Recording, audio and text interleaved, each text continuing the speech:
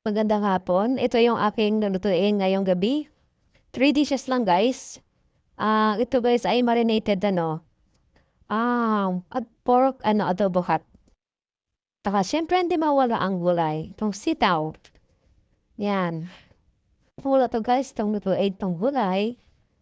Ayan, mag-isa muna tayo dito ng sibuyas, bawang at saka giniling na karning baboy.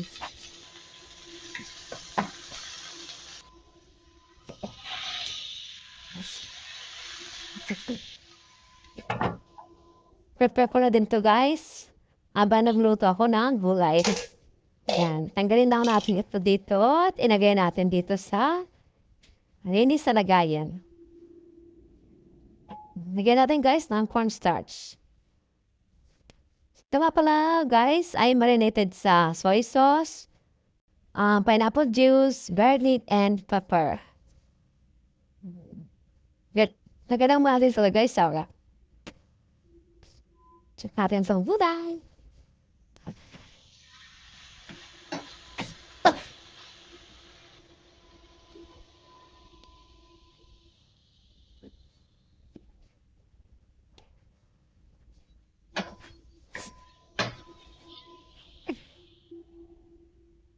Bumpitin natin to guys.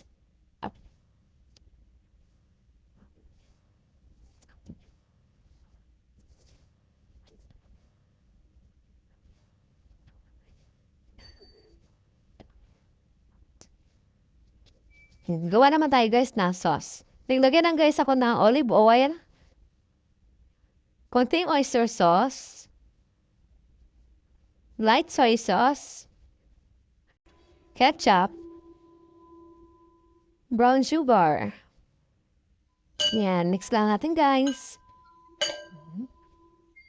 Check naman natin to guys. Yan, ito nga pala guys, ay nabaliktad ko lang kanina, pero hindi pa siya masyadong luto. Hintayin na natin mag-brown. Yan, luto na guys, tanggalin na natin. And guys, lagyan natin yung sauce. Lagyan na natin. Ilagyan na natin guys itong kaning baboy na naprito na.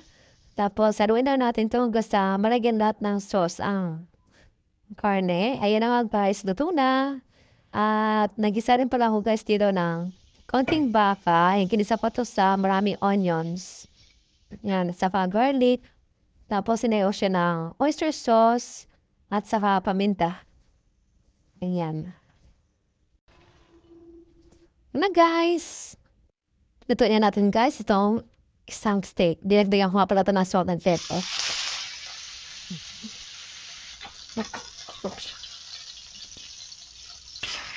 Wow.